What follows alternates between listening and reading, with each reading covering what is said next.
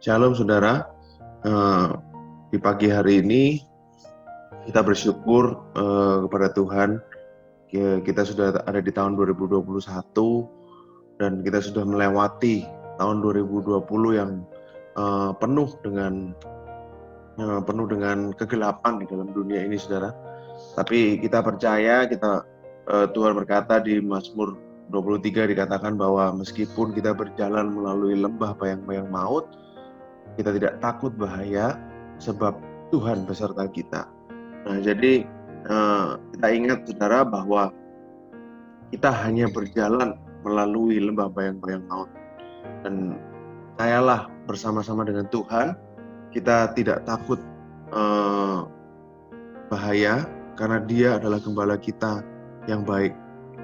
Karena Tuhan akan selalu menjaga kita, gembala kita yang agung akan selalu ada untuk kita saudara. Jadi tidak ada yang selamanya di bumi ini saudara. Jadi COVID ini pun tidak akan selamanya ada di bumi ini, karena dalam dunia ini tidak ada yang kekal, hanya kasih Kristus pada saudara dan saya itulah yang kekal. Hari ini saya ingin ajak saudara untuk bahas suatu cerita yang saudara pasti sudah kali-kali mendengar. Saudara pernah mendengar banyak khotbah soal cerita ini, tapi hari ini saya ingin ajak saudara lagi untuk explore lebih dalam tentang cerita ini dari sudut pandang yang berbeda. Kita lihat kebenarannya di dalam Alkitab supaya kita semakin lebih lagi tahu tentang betapa besarnya kasih Kristus kepada saudara dan saya. Jadi goal dari sharing saya pada hari ini yang saya harapkan adalah saudara selesai kebaktian, selesai mendengar tentang khotbah ini, selesai kembali melakukan aktivitas saudara, tapi saudara semakin sadar bahwa Tuhan mencintai saudara dan saya. Di dunia ini hari ini kita seringkali di distract saudara ya, seringkali fokus kita dialihkan. Fokus kita bukan lagi pada kasih Tuhan, bukan pada cintanya yang begitu besar buat kita, tapi fokus kita pada hal-hal lain di dunia ini. Pada besarnya tuntutan hidup, pada besarnya masalah dalam hidup kita, harus lakukan ini, harus lakukan itu. Akhirnya kita tidak pernah lagi fokus pada cintanya Tuhan. Jadi hari ini saya ingin bawa saudara kembali lagi, membawa fokus saudara kembali lagi pada cintanya yang luar biasa. Yang membawa Kristus sampai mati di kayu salib, menebus dosa saudara dan saya. Saudara, di cerita tentang seperti judul saya pada pagi hari ini, Restoring Peter. Jadi saya ingin cerita tentang bagaimana Petrus jatuh dan bagaimana Tuhan memulihkan dia. Bagaimana Petrus berubah pada akhirnya menjadi seorang rasul yang benar-benar radikal untuk Tuhan. Nah, saudara, saya ingin ajak saudara baca di Markus 14 ayat 27-31. Kita baca bersama. Lalu Yesus berkata kepada mereka di sini adalah murid-muridnya ya saudara, kamu semua akan terguncang imanmu, sebab ada tertulis, aku akan memukul gembala dan domba-domba itu akan tercerai-berai. Akan tetapi sesudah aku bangkit, aku akan mendahului kamu ke Galilea. Kata Petrus kepadanya, biarpun mereka semua terguncang imannya, aku tidak. Lalu ayat 30, lalu kata Yesus kepadanya, aku berkata kepadamu, sesungguhnya pada hari ini, malam ini juga, sebelum ayam berkokok 2 kali, engkau telah menyangkal aku 3 kali. Tetapi dengan lebih bersungguh-sungguh, Petrus berkata, sekalipun aku harus mati bersama-sama engkau, aku tak akan menyangkal engkau. Semua yang lain pun berkata demikian juga. Saudara, kalau menurut ahli-ahli Alkitab, jadi menurut para pelajar-pelajar Alkitab, Petrus ini dipercaya sebagai murid Tuhan yang paling tua, saudara. Dari antara 12 murid Yesus, Petrus ini adalah yang paling senior, istilahnya seperti itu. Secara umur dia paling tua dari yang lain. Lalu dia juga yang paling vokal dari antara murid-murid Tuhan. Dan sepertinya yang kelihatan dominan atau leader adalah Petrus dari yang lain, saudara. Nah, Tapi saudara, ada beberapa hal yang ingin saya poin di sini. Nah, di kitab Markus ini saudara, kitab Markus adalah ditulis oleh Markus. Nah, Markus ini adalah muridnya Petrus, saudara.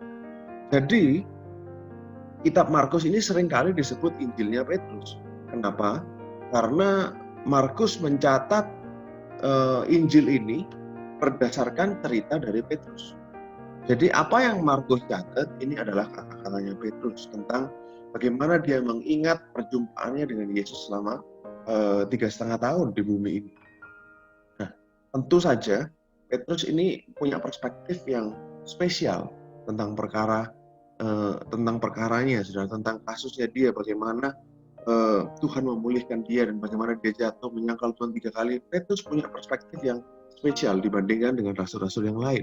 Dikatakan tetapi dengan lebih bersungguh-sungguh Petrus berkata. Nah, kalau saudara lihat, menurut rasul yang lain, misalnya di Injil Matius, saudara, dia cuma katakan kata Petrus kepadanya, sekalipun aku harus mati bersama-sama engkau, aku akan menyangkal engkau. Semua murid yang lain pun berkata demikian. Terjemahannya tidak ada yang salah, saudara. Di Markus dan Matius memang berbeda. Kalau kita gali lagi ke dalam bahasa Yunani-nya, dikatakan seperti ini, saudara. And emphatically he kept saying, if it is needful for me to die with you. Nah, poin saya yang saya garis ini, saudara. Emphatically dan he kept saying. He kept saying ini artinya apa? Dia berulang-ulang berkata. Jadi Petrus itu ngomongnya, sekalipun aku harus mati, aku tidak akan menyangkal engkau. Dia nggak ngomong cuma sekali, dia ngomong itu berkali-kali. Dan poin yang kedua di kata-kata perissos, emphatically. Kalau kita lihat terjemahan Yunani-nya, perissos ini artinya vehemently, exceedingly, greatly. Apa artinya dalam bahasa Indonesia? Kalau saya bisa terjemahkan dalam bahasa Indonesia, ini mungkin kata terjemahan yang paling tepat adalah berapi-api. Jadi dengan berapi-api, dengan semangat, dengan sungguh-sungguh, Petrus mengulang-ulang dan berkata bahwa sekalipun dia harus mati, dia tidak akan menyangkal Yesus. Karena lihat itulah istilahnya, saya nggak bilang Matius ini salah, atau Yohanes itu salah, atau Lukas itu salah, tapi Markus ini adalah ceritanya dia sendiri. Bagaimana Petrus menceritakan ulang tentang kejadian ini, saudara. Nah, lanjut. Bentar, saudara, ada yang masuk, saya harus accept dulu. Jadi Petrus benar-benar bersungguh-sungguh mengatakan soal apa yang dia percayai pada waktu itu, saudara. Dan dari perspektifnya dia ini kita bisa tahu bagaimana sih orangnya Petrus itu, bagaimana sih karakternya, dan apa yang sebenarnya dia alami sebelum, apa yang dia omongkan sebelum akhirnya dia jatuh dan menyangkal Yesus 3 kali, saudara. Nah, sepertinya Petrus itu ngeyel gitu, saudara. Berulang-ulang dia ngomong soal ini. Nah, kita akan baca peristiwa di mana Petrus itu menyangkal Yesus, saudara. Markus pasal 14 ayat 66 sampai 72. Pada waktu itu, Petrus masih ada di bawah halaman. Lalu datanglah seorang hamba perempuan imam besar. Dan ketika perempuan itu melihat Petrus sedang berdiam, ia menatap mukanya dan berkata, engkau juga selalu bersama-sama dengan Yesus, orang Nazaret itu. Tetapi ia menyangkalnya dan berkata, aku tidak tahu dan tidak mengerti apa yang kau maksud. Lalu ia pergi ke serambi muka dan berkokoklah ayam. Ketika hamba-hamba perempuan itu melihat Petrus lagi, berkatalah ia pula kepada orang-orang yang ada di situ, orang ini adalah salah seorang dari mereka. Tetapi Petrus menyangkalnya pula. Tidak lama kemudian orang-orang yang ada di situ berkata juga kepada Petrus, engkau ini pasti salah seorang dari mereka, apalagi engkau seorang Galilea. Maka mulailah Petrus mengutuk dan bersumpah. Jadi Petrus itu sampai mengutuk dan bersumpah, aku tidak kenal orang yang kamu sebut-sebut ini. Saudara, saya garis bawahi kata orang ini, saudara ya. Saya kasih tanda merah di situ, saya tebalin dengan tanda merah di situ karena saya ingin menjelaskan. Kalau saudara ingat di Matius 16 ayat 15 sampai 19.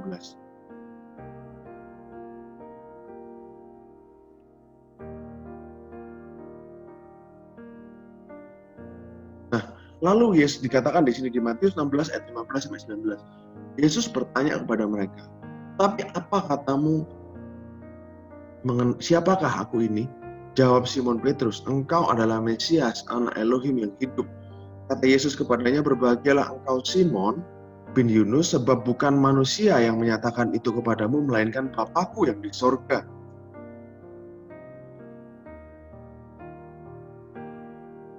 Bentar, macet terus.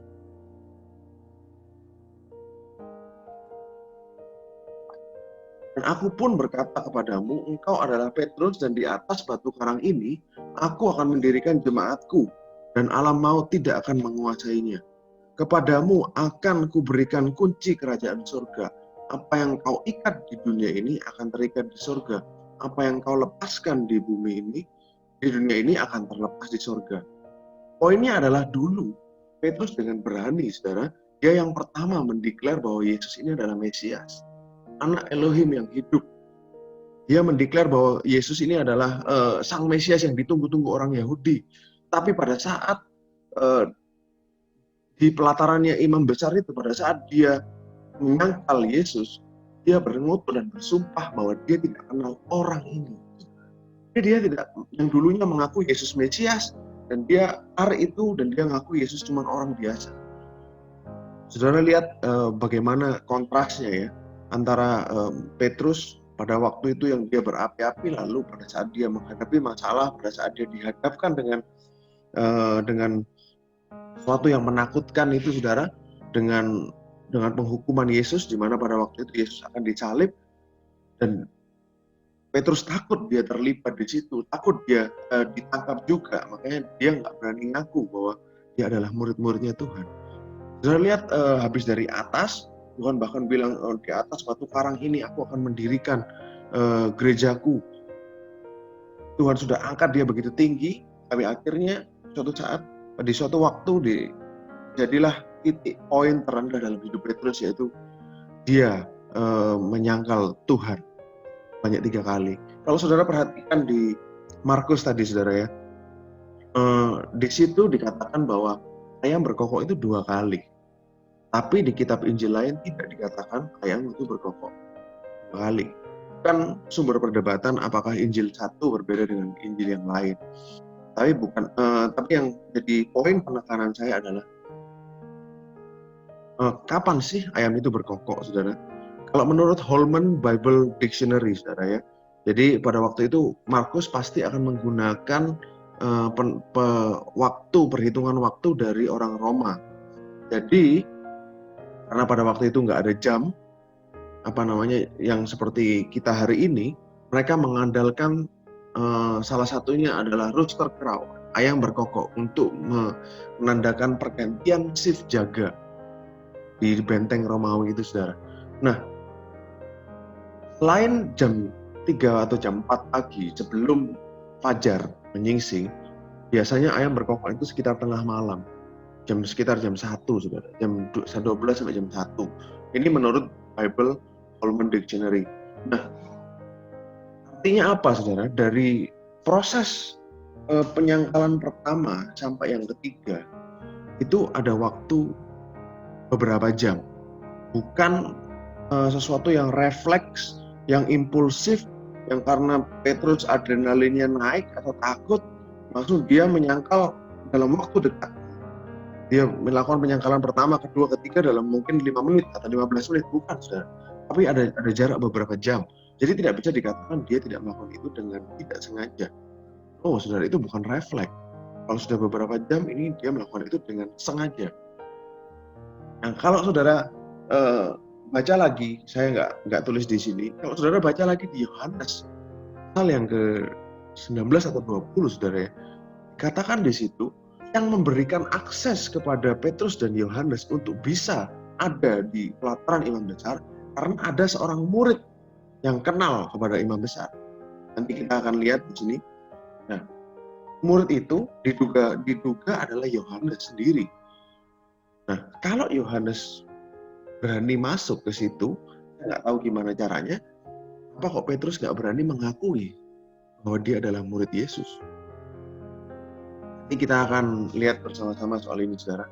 Jadi poin saya adalah saya bukan menjelek-jelekkan Petrus, kita bukan membuat image yang negatif tentang Petrus, tapi saya ingin menjelaskan kepada saudara betapa terpuruknya Petrus pada waktu itu.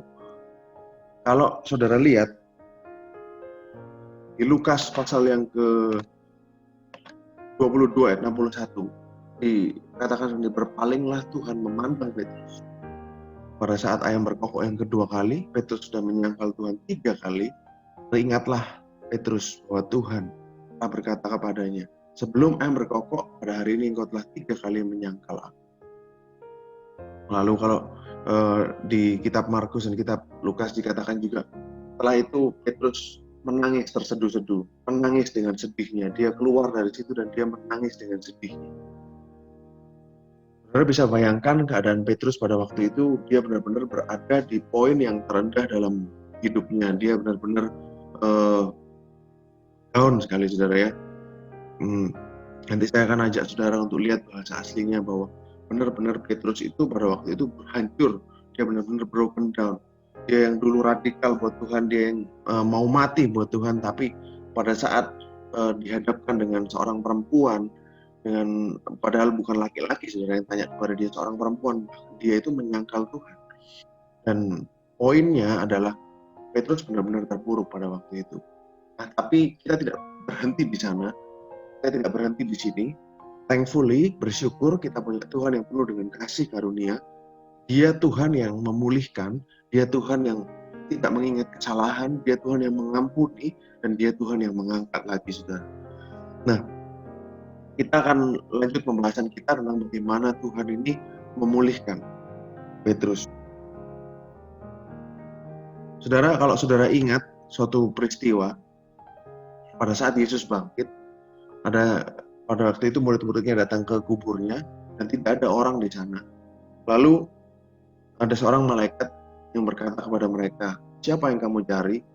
Yesus yang kamu cari sudah nggak ada di sini. Lalu dikatakan seperti ini, saudara, di Markus 16 ayat 7. Tetapi sekarang pergilah, katakanlah kepada murid-muridnya dan kepada Petrus. Sebutkan secara spesifik. Ia mendahului kamu ke Galilea. Di sana kamu akan melihat dia, seperti yang sudah dikatakannya kepada kamu. Petrus disebutkan di sini Tuhan, saudara. Jadi Tuhan saya sudah mengasihkan hint, memberi tanda bahwa dia akan memulihkan Petrus. Dia memanggil Petrus, dia mau ngomong sama Petrus karena namanya disebut, saudara.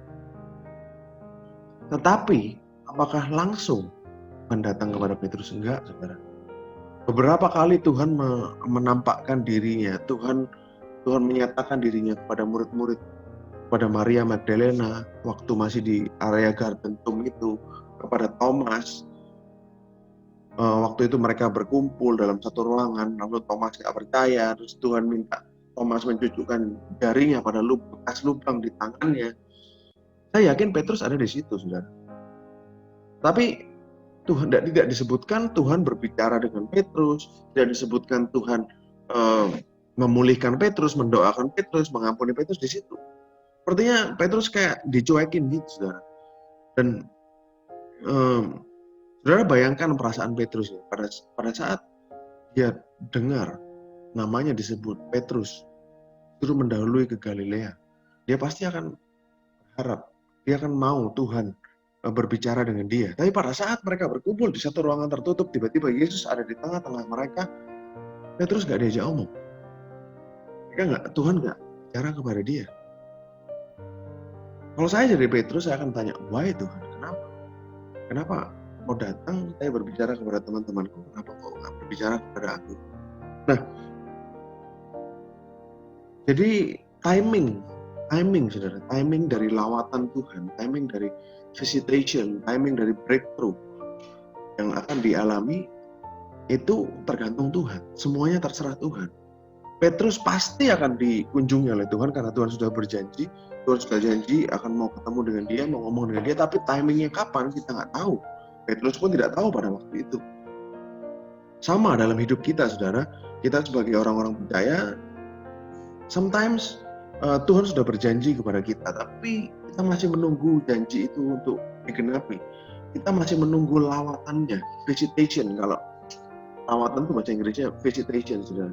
Jadi Tuhan melawat, Tuhan mengunjungi, dan Tuhan memulihkan, Tuhan lakukan sesuatu, Tuhan lakukan breakthrough. Kita nggak tahu timingnya. Kalau saudara tanya kepada saya, kenapa nggak Petrus nggak langsung dipulihkan pada waktu bareng sama Thomas? Saya juga nggak tahu, saudara. Tapi kita tahu Tuhan kita tidak pernah salah timing. Tuhan kita tidak akan pernah terlambat, dia nggak akan pernah terlalu cepat. Itu adalah misteri ilahi, misterinya Tuhan. Tapi yang kita tahu pasti bahwa Tuhan akan melakukan apa yang dia janjikan. Bahwa Tuhan akan melakukan apa yang dia mau lakukan dan dia sudah katakan dia akan lakukan.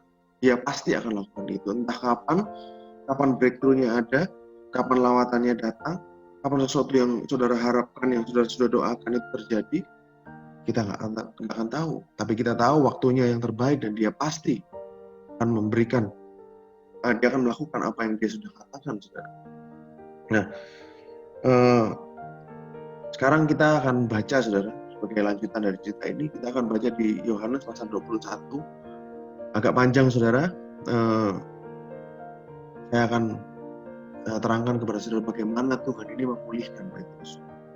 Kemudian Yesus menampakkan diri lagi kepada murid-muridnya di pantai Danau Tiberias, dan ia menampakkan diri sebagai berikut. Di pantai itu berkumpul Simon Petrus, Thomas yang disebut Didimus, Nathanael dari Kana yang di Galilea, anak-anak Zebedeus, dan 2 orang muridnya yang lain. Kata Simon Petrus kepada mereka, "Aku pergi menangkap ikan." Kata mereka kepadanya, "Kami pergi juga dengan engkau." Mereka berangkat lalu naik perahu, tapi malam itu mereka tidak menangkap apa-apa. Ketika hari mulai siang, Yesus berdiri di pantai, akan tetapi murid-murid itu tidak tahu bahwa itu adalah Yesus. Kata Yesus kepada mereka, "Hai anak-anak, adakah kamu mempunyai lauk pauk?" Jawab mereka, "Tidak ada." Maka kata Yesus kepada mereka, "Tebarkanlah jalamu di sebelah kanan perahu, maka akan kamu peroleh." Lalu mereka menebarkannya dan mereka tidak dapat menariknya lagi karena banyaknya ikan. Maka murid yang dikasihi Yesus, Yohanes, kata kepada Petrus, "Itu Tuhan." Ketika Petrus mendengar bahwa itu adalah Tuhan, maka ia mengenakan pakaiannya sebab ia tidak berpakaian lalu terjun ke dalam danau. Murid-murid yang lain datang dengan perahu karena mereka tidak jauh dari darat. Hanya kira-kira 200 hasta saja. Dan mereka menghela jala penuh ikan itu. Ketika mereka tiba di darat, mereka melihat api arang dan di atasnya ada ikan dan roti. Kata Yesus kepada mereka, "Bawalah beberapa ikan yang baru kamu tangkap itu." Simon Petrus naik ke perahu lalu menghela jala itu ke darat. Penuh ikan-ikan besar, 153 ekor banyaknya. Sungguh pun sebanyak itu jala itu tidak koyak. Kata Yesus kepada mereka, "Marilah dan sarapanlah." Tidak ada di antara murid-murid itu yang berani bertanya kepadanya, "Siapakah engkau?" Sebab mereka tahu bahwa ia adalah Tuhan. Yesus maju ke depan, mengambil roti, memberikannya kepada mereka. Demikian juga ikan itu. Itulah ketiga kalinya. Nah, perhatikan di sini, ketiga kalinya Yesus menampakkan diri kepada murid-muridnya sesudah ia bangkit dari antara orang mati. Jadi baru setelah ketiga kali Tuhan berurusan dengan Petrus. Nah, poinnya apa dari sini? Kalau saudara ingat tentang mujizat ini, Petrus itu waktu pertama kali dia dipanggil, nah waktu itu pekerjaannya dia adalah menangkap ikan, dia adalah nelayan. Dan mujizatnya juga sama. Pada waktu itu kalau saudara ingat, pada saat Yesus memanggil Petrus, pada waktu itu mereka juga nggak dapat ikan semalam-malaman. Dan pada saat Tuhan ngomong tebarkan jala, mereka dapat ikan yang begitu banyak, saudara. Sampai perahu mereka hampir tenggelam. Pada waktu Yesus memanggil Petrus. Dan waktu itu Petrus datang kepada Tuhan, bilang apa, saudara? Waktu itu Simon masih namanya. Dia berkata, "Tuhan, pergilah, sebab aku ini orang berdosa." Lalu Tuhan bilang apa sama Petrus? "Mulai hari ini aku akan menjadikan engkau menjala manusia, bukan menjala ikan lagi. Follow me, ikut aku." Jadi yang Tuhan lakukan yang pertama, pada waktu itu dia mengingatkan Petrus akan panggilannya yang pertama kali, saudara. Tuhan mengingatkan Petrus di keadaannya Petrus yang terpuruk, dosanya yang dia menyangkal Tuhan 3 kali dan segala macam, dia sudah titik terendah dalam hidupnya. Bagaimana Tuhan memulihkan dia adalah Tuhan mengingatkan Petrus akan panggilannya yang pertama kali. Bagaimana dia dulu dipanggil oleh Tuhan. Bagaimana Tuhan, itu adalah momen yang personal antara Petrus dan Kristus, saudara. Petrus dan Yesus itu adalah momen yang personal. Setiap kita punya momen di mana kita dipanggil Tuhan, bagaimana kita pertama kali percaya kepada Dia, bagaimana kita berjumpa dengan Dia pertama kali, itu adalah momen yang personal buat setiap dari kita.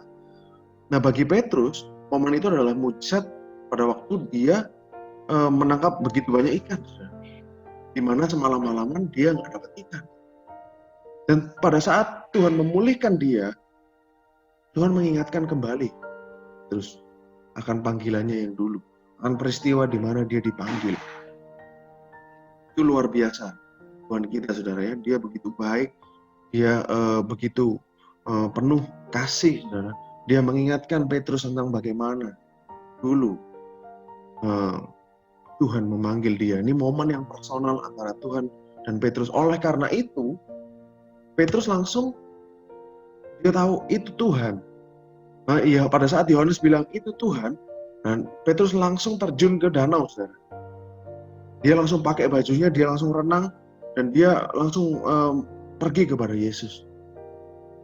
Karena apa? Karena dia mengingat tentang panggilannya yang pertama kali ini, saudara.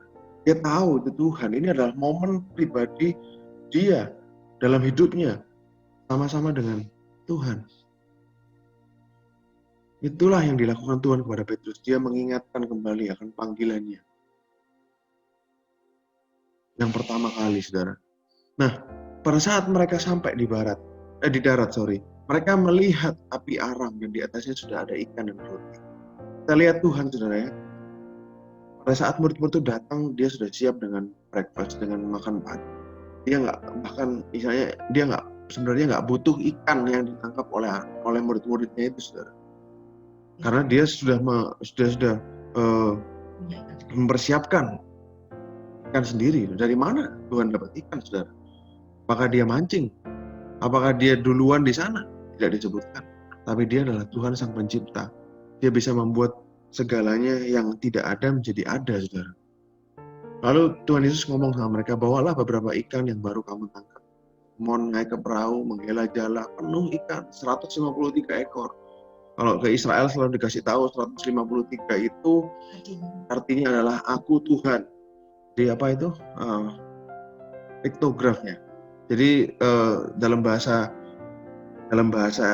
Ibrani itu angka itu ada gambarnya, saudara. Ada artinya. 153 ini berarti Ani Elohim, artinya akulah Tuhan. Dan sungguh pun sebanyak itu jala itu tidak koyak. Lagi sudah disebutkan jala itu tidak koyak. Kata Yesus kepada mereka, marilah dan sarapanlah. Tidak ada dari murid-murid yang berani bertanya kepadanya, siapakah engkau? Sebab mereka tahu bahwa ia adalah Tuhan. Yesus maju ke depan, mengambil roti, memberikan kepada mereka. Demikian juga ikan itu. Sungguh baik Tuhan kita, saudara ya. Dia gurunya, dia yang lebih tinggi daripada murid-muridnya, tapi dia mau melayani, saudara. Kan dia ini yang tertinggi di alam semesta. Dia adalah pencipta kita semua. Tapi dia merendahkan hatinya dan melayani kita. Dia melayani murid-muridnya pada waktu itu. Gak ada yang berani ngomong, saudara. Gak ada yang berani kayak Petrus pada waktu itu. Dia berkata, Tuhan mau membasuh kakinya. Petrus dulu berkata apa, saudara? Jangan basuh kakiku, Tuhan.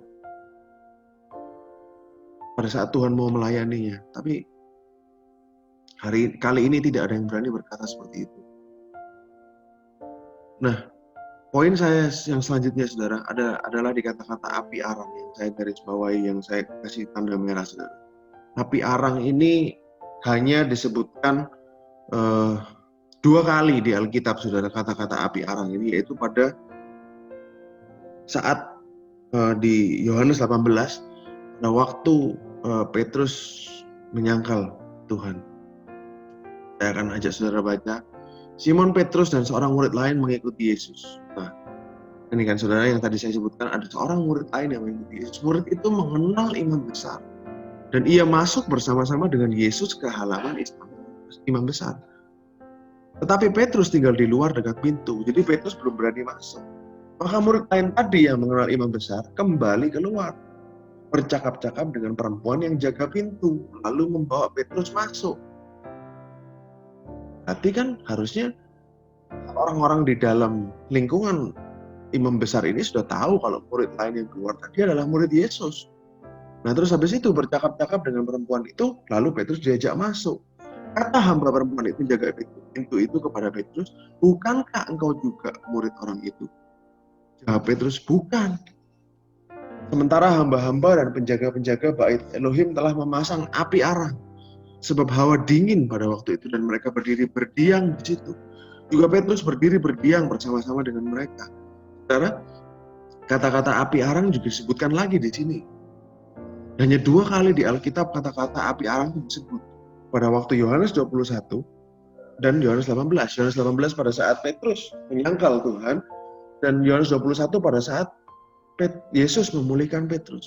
Apa yang sedang Yesus lakukan di sini adalah dia sedang menciptakan setting atau suasana yang mengingatkan Petrus pada waktu itu tentang bagaimana pada waktu dia menyangkal Kristus. Suasana inilah yang Tuhan pada waktu itu create ulang, dia ciptakan ulang suasana yang sangat traumatik, suasana yang membuat Petrus merasa bersalah, membuat Petrus merasa nggak enak, membuat Petrus merasa dia nggak layak, saudara. Dia ciptakan ulang suasana itu dengan api arang, dengan kata-kata api arang ini, saudara. Apa yang sedang Tuhan lakukan, saudara? Apa yang sedang Tuhan lakukan? Dia memulihkan Petrus dengan cara dia membawa Petrus kembali ke suasana yang terpuruk dalam kehidupannya itu. Lalu dia mencurahkan kasihnya di situ. Apa yang membuat dia terluka? Apa yang menjadi luka hatinya? Apa yang menjadi sesuatu yang buruk dalam hidupnya, pengalaman yang paling buruk dalam hidupnya? Bagaimana Tuhan menyembuhkan itu? Dia membawa lagi situasi itu, lalu Tuhan curahkan kasihnya di situ. Lalu dia dia membawa situasi itu, lalu dia mengobatinya. Tuhan mengobatinya, Tuhan mencurahkan kasihnya atas situasi luka yang mendalam itu, saudara. Supaya Petrus bisa dipulihkan. Dikatakan apa? Tuhan melayani mereka. Tuhan memberikan breakfast kepada mereka. Tidak ada kata hardikan, tidak ada kata marah, tidak ada kata teguran. Tuhan tidak menuduh. Tuhan nggak mengungkit kesalahan di situ. Tuhan nggak bahas tentang dosanya di situ, saudara. Tuhan nggak bahas tentang, oh dia tuh, ingat kamu Petrus? No, dia diam aja. So you can scream, you can yell, and you can feel angry. Jadi Tuhan tidak marah, saudara. Di situ. Nah, inilah Tuhan kita Yesus Kristus. Dia begitu baik. Tuhan kita begitu penuh dengan kasih karunia dalam segala sesuatu apapun yang kita perbuat, saudara. Apapun dosa saudara, apapun dosa kita semua, berapa buruknya itu, dia tetap mengampuni. Kuasa pengampunannya lebih besar dari dosa saudara. Poin saya cerita hari ini kepada saudara apa? Kalau Tuhan bisa memulihkan Petrus, kalau Tuhan bisa mengampuni, memulihkan Petrus, dia pasti akan mengampuni kita juga. Dia tahu cara memulihkan saudara dan saya. Dia tahu cara mengampuni kita. Jadi di situ Tuhan malah ngasih mereka breakfast. Tuhan nggak negor, nggak marah, nggak dibahas kesalahannya. No. Jadi Tuhan membuat skenario yang paralel tapi it's a different thing. Dan dia mengobati luka hati Petrus di situ. Nah, saya ingin ajak saudara lanjut baca, saudara. Nah, kalau tadi yang saya sebutkan bahwa di Markus 14 ayat 72 dikatakan di bahasa aslinya Petrus itu benar-benar hancur. Having broken down, he began to weep. Artinya apa? Karena dia hatinya hancur, maka dia mulai menangis. Jadi benar-benar Petrus itu pada waktu itu terpuruk. Dan Tuhan mulai mengangkat dia. Mulai Tuhan mengangkat dia. Step by step melalui mengingatkan akan mujizat pertama yang personal antara dia, panggilannya. Lalu Tuhan meng-create suasana di saat Petrus menyangkal dia dan Tuhan mencurahkan pengampunannya di situ. Nah, lalu terjadi suatu pembicaraan. Tidak ada pembicaraan lain di situ, saudara, yang dicatat kecuali yang ini. Sudah sarapan, jadi sudah mereka makan. Yesus berkata kepada Simon Petrus, "Simon, anak Yohanes, apakah engkau mengasihi aku lebih daripada mereka ini?" Jawab Petrus kepadanya, "Benar Tuhan, kau tahu bahwa aku mengasihi." Kata Yesus kepadanya, "Gembalakanlah domba-dombaku." Saya ingin ajak saudara baca kitab ini dengan mengetahui background-nya. Bayangkan saudara jadi Petrus, lalu Tuhan berkata itu kepada saudara. Saudara akan bisa mengerti betapa besarnya cintanya Tuhan. Kata Yesus pula kepadanya untuk kedua kalinya, "Simon, anak Yohanes, apakah engkau mengasihi aku?" Jawab Petrus kepadanya, "Benar Tuhan, engkau tahu bahwa aku mengasihi engkau." Kata Yesus kepadanya, "Gembalakanlah domba-dombaku."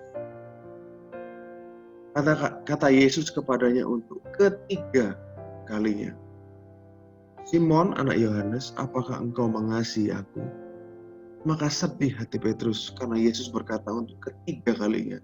Jadi Petrus sedih karena apa? Karena Yesus tanya 3 kali. "Apakah engkau mengasihi aku?"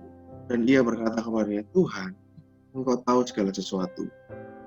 Kau tahu bahwa aku mengasihi engkau." Kata Yesus kepadanya, "Gembalakanlah domba-dombaku." Kalau khotbah-khotbah yang mungkin pernah saudara dengar adalah, dulu itu agape, fileo, lalu fileo. Saudara, saya nggak bahas tentang itu hari ini. Tapi Yohanes jelas katakan di sana, sedih hatinya Petrus karena Yesus berkata untuk ketiga kalinya. Kenapa? Karena pada saat itu ini adalah Tuhan, misalnya apa ya saudara?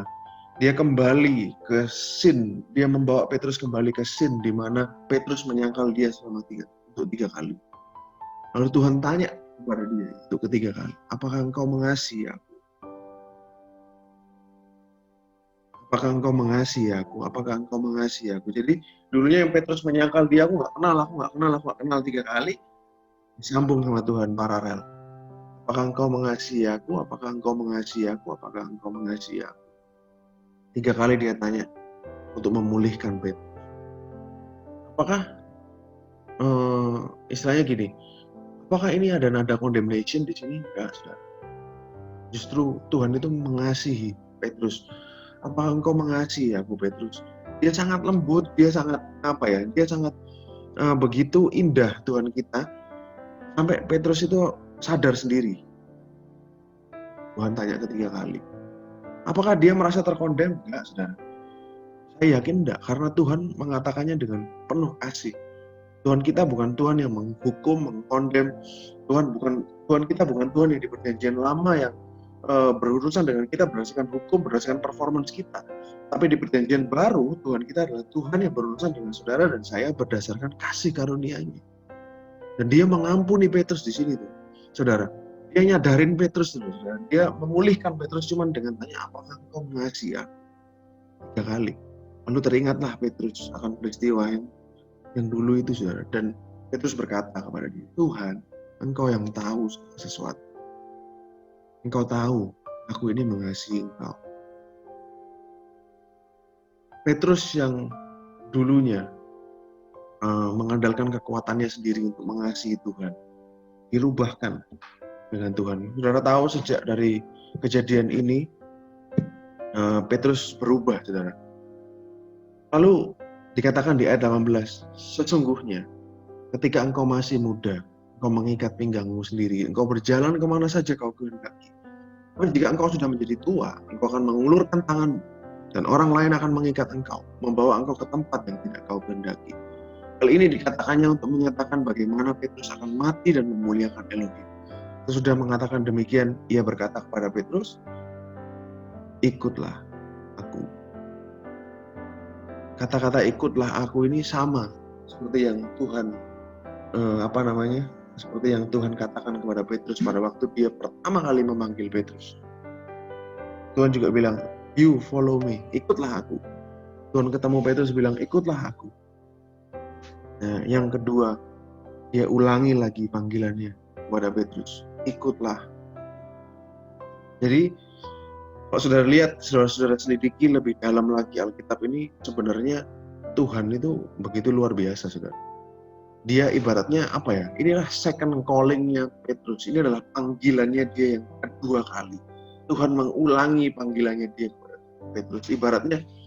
Ibaratnya apa yang Petrus sudah lakukan itu sudah di wipe. Dia sudah mulai dengan clean slate, dengan kertas yang baru. Benar-benar dikasih new beginning, permulaan yang baru oleh Tuhan. Karena Tuhan bikin ini semuanya paralel, saudara. Semuanya sama. Dia bikin segala sesuatu itu ada maksudnya. Dan katakan di ayat 18, sesungguhnya ketika engkau masih muda, engkau mengikat pinggangmu sendiri, engkau berjalan kemana saja kau kehendaki. Sudah menjadi tua, engkau akan mengulurkan tanganmu, dan orang lain akan mengikat engkau, membawa engkau ke tempat yang tidak kau kehendaki. Berbicara tentang bagaimana Petrus akan mati. Saudara, kalau saudara ingat, di awal tadi kita berkata apa? Sampai mati pun aku tidak akan menyangkal Tuhan. Kalau dalam bahasa aslinya, kalau perlu sampai mati Tuhan, aku tidak akan pernah menyangkal engkau. Dengan bersungguh-sungguh Petrus katakan itu. Dia mau jadi martir untuk Tuhan, saudara. Dia mau mati untuk Tuhan. Tapi dengan kekuatannya sendiri, di awal sebelum Yesus mati itu, saudara, dia dengan kekuatannya sendiri, Tuhan, aku akan mengikut engkau sampai mati pun, aku akan menyangkal engkau. Then he failed. Dia gagal. Dengan kekuatan sendiri, saudara, mau jadi martir itu nggak bisa. Kan mau mati untuk Tuhan aja, dengan kekuatan sendiri nggak akan bisa. Kalau saudara lihat martir-martir itu, semua mereka mati, termasuk Petrus, saudara. Saya yakin mereka bukan mati, bisa sampai poin mati untuk Tuhan, bukan karena kekuatan mereka sendiri, tetapi karena kasih karunia-Nya Dia yang memampukan mereka untuk mati buat Tuhan. Oleh karena itu akhirnya nanti Tuhan bilang apa ke Petrus ini? Seperti message-nya Tuhan di ayat 18 dan 19 ini ke Petrus apa, saudara? Message-nya Tuhan seakan-akan Tuhan tanda kutip berbicara seperti ini. You will die for me one day. Kamu akan mati buat aku suatu hari. Tuhan mengabulkan sesuatu yang bagi Petrus awalnya itu adalah suatu kehormatan. Itu adalah suatu kehormatan untuk mati buat Tuhan bagi Petrus. Nah, tapi waktu itu dia dengan kekuatannya sendiri. Nah, sekarang nanti dia akan dengan kasih karunia-Nya Tuhan. Tuhan akan mampukan dia untuk jadi martir bagi nama Tuhan. Itu luar biasa Tuhan kita, saudara. Dan saudara bisa lihat kontrasnya. Dengan effort sendiri, Petrus gagal. Tapi pada saat kasih karunia Tuhan masuk, pengampunannya dia dinyatakan kepada hidup Petrus. Kita lihat setelah kejadian ini, Petrus berkhotbah 3.000 orang diselamatkan. Petrus berubah. Yang dulunya adalah, sebenarnya saudara ya, kalau saya boleh ngomong, nah ini saya ingin ceritakan lebih dalam lagi. Pada waktu Petrus dipanggil, itu namanya adalah Simon. Simon artinya bulu. Bulu itu seperti ilalang di padang itu, di rumput-rumput itu, saudara ya. Yang ditiup angin goyang. Ditiup angin goyang, kanan kiri. Angin ke kanan dia ikut kiri. Angin ke kiri dia ikut ke kanan. Itulah Petrus, unstable, tidak stabil pada waktu sebelum Yesus mati. Sebelum dia dipulihkan Tuhan. Tetapi Yesus sudah memanggil dia Petrus sejak dulu. Di atas batu karang ini aku akan mendirikan gereja. Padahal pada waktu itu saudara tahu sendiri Simon masih belum. Tapi Tuhan sudah panggil dia batu karang. Why? Kenapa? Bukankah ini patternnya Tuhan? Pada waktu Abraham belum punya anak, Tuhan sudah panggil dia, namamu Abraham. Engkau akan menjadi bapak segala bangsa. Bapak banyak bangsa, Tapi Abraham nggak punya anak. Pada waktu itu belum punya anak. Inilah pattern kerjanya Tuhan, saudara. Kalau kita lihat Tuhan itu apa ya? Kok banyak kesamaan tentang bagaimana cara Tuhan bekerja seperti itu.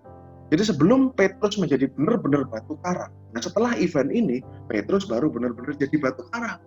Setelah kejatuhannya ini, Petrus baru benar-benar jadi batu karang. Ya Tuhan ampuni, jadi batu karang yang beneran dia. Padahal sebelumnya, dia masih bulu aslinya.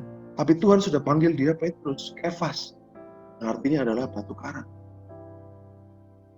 Tuhan sungguh luar biasa, saudara. Dia itu, ibaratnya gini, Tuhan Yesus, Tuhan kita ini adalah Tuhan yang bisa melihat masa depan. Dia yang tahu apa yang ada di depan. Dia yang tahu bagaimana masa depan Petrus. Bahkan pada hari pertama dia panggil Petrus, dia sudah tahu suatu saat nanti Petrus akan mengkhianati dia, dan Petrus nanti akan dia pulihkan, dan nanti akhirnya akan mati disalib terbalik untuk dia. Tuhan sudah tahu semuanya. Tuhan kita adalah Tuhan yang memanggil, ada Tuhan yang membuat sesuatu yang tidak ada menjadi ada. Itulah Tuhan kita, saudara. Bukankah ini yang harus kita fokuskan?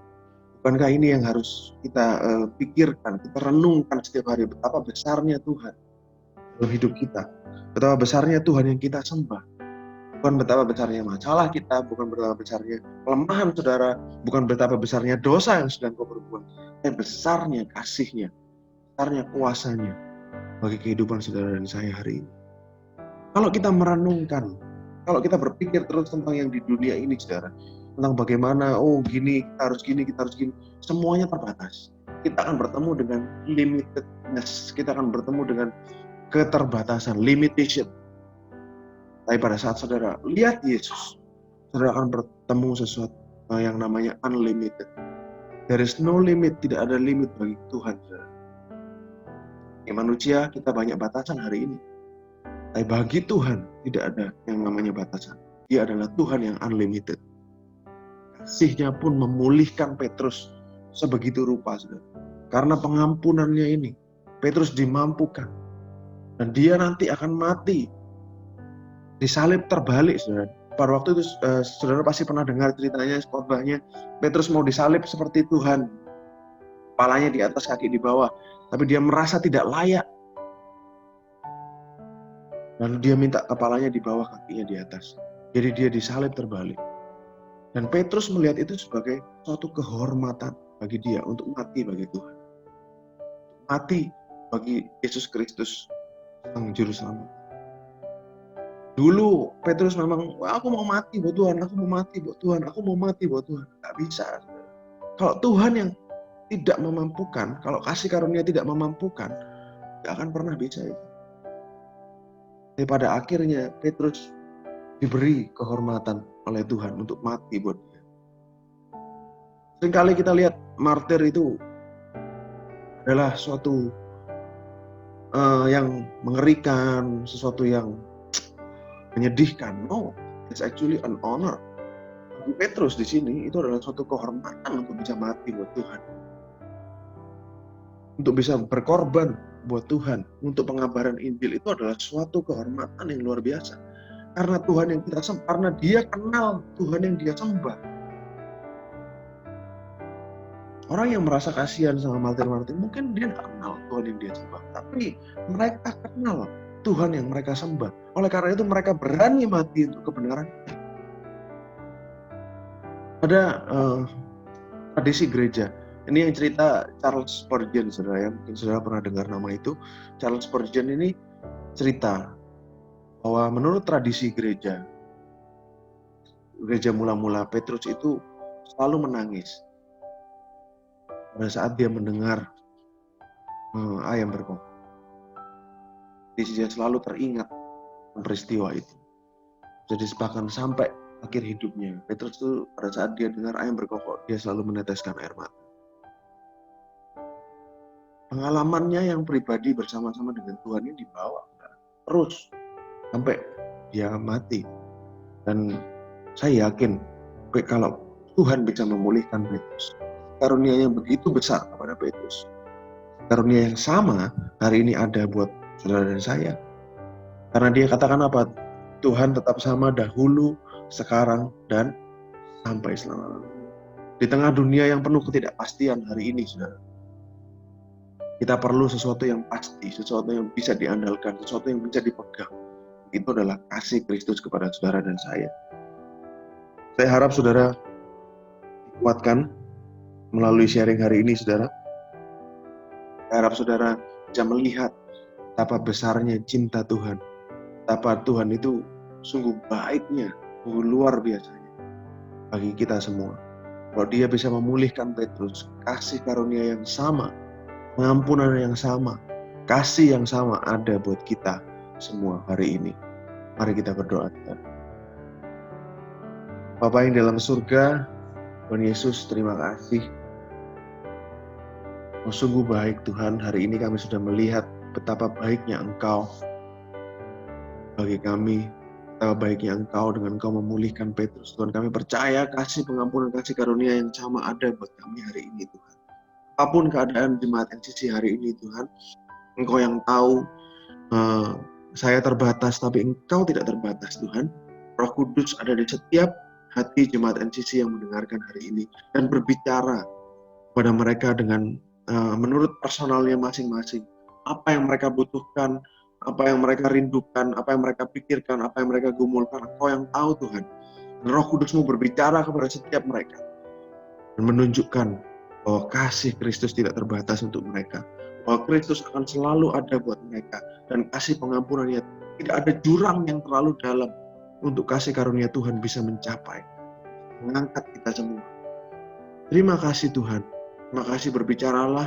Saya selesai berbicara Tuhan. Berkati setiap jemaat NCC yang mendengarkan, biarkan setiap hari pewahyuan akan Yesus Kristus, pengetahuan dan pewahyuan akan Yesus Kristus ditambah-tambahkan kepada setiap jemaat NCC yang mendengar, supaya mereka bertumbuh dalam kasih karunia-Mu Tuhan. Terima kasih Yesus, terima kasih. Dalam nama Yesus kami berdoa dan mengucap syukur. Amin.